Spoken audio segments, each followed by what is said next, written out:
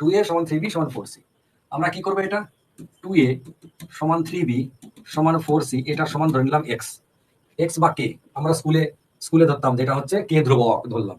দিয়ে এই রামের বন্ধু শ্যাম, শ্যামের বন্ধু যদু, যদুর বন্ধু ধরুন আমি।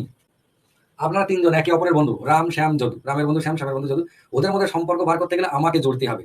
ওদের তিনজনেরই বন্ধু আমি যদি করে নিতে পারি, রামের বন্ধু আমি, শ্যামের বন্ধু আমি, যদুর বন্ধু আমি, এরকম আর কি। এবারে এইটা সমান ওইটা সমান ওইটা, তাহলে তিনটে সমান ধরে নিলাম এক্স।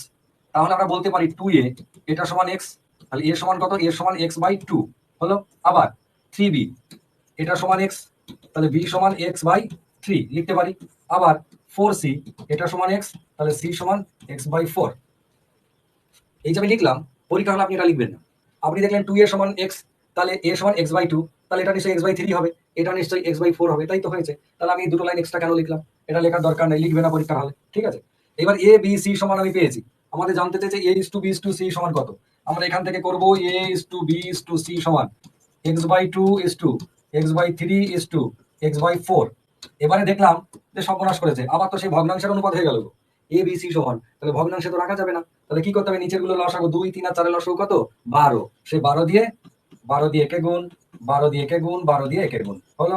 কত হলো, 2 দিয়ে কাটলে 6, এটা হচ্ছে 6x, এটা হচ্ছে 4x, আর এটা হচ্ছে 3x। এবার x গুলোকে গায়েব করে 6:4:3 আমরা লিখতে পারি। ফাইনাল উত্তর 643। 643 অপশন কোনটা, অপশন সি। এই ধরনের অঙ্কতে এর থেকেও সহজ পদ্ধতি আছে। 2a সমান 3b সমান 4c। এইবার এইখানটায় যখন এরকম সমান থাকবে, এটা সমান ওইটা সমান ওইটা, তখন আমরা যদি এর অনুপাত যদি বার করি, a:b:c সমান কত, যখন এর অনুপাত বার করবো, এ কে ঢেকে দেবো। দিয়ে খেয়াল করে দেখুন, 3 আর 4 গুণ করলে কত, 3 4 12 লিখলাম এইটা। বেশ, এবার বি এর অনুপাত, বিটাকে ঢেকে দিলে কত হবে, 4 × 2, 4 2 কত, 8 লিখলাম। এবার সি বার করবো, সি ঢেকে দেবো, তাহলে কত হয়, 3 2 6 লিখলাম এইখানটায়। 12 8 আর 6, এটা গেলে ফাইনালি কত দাঁড়ায়, 6 2 12, 4 2 8, 3 2 6, মানে 6 4 আর 3, 6 4 আর 3। এটা আমি এইখানে থেকেই বলে দেবো যে এর সমান কত, এর সমান হচ্ছে 3 4 12, এই দুটোর গুণ, এই দুটোর গুণ। যখন বি বার করবো তখন এর সাথে এটার গুণ, যখন সি বার করবো তখন এর সাথে এটার গুণ। যেটা বার করবো সেটা ঢেকে দেবো, দিয়ে বাকিটা হয়ে গেল, ঠিক আছে।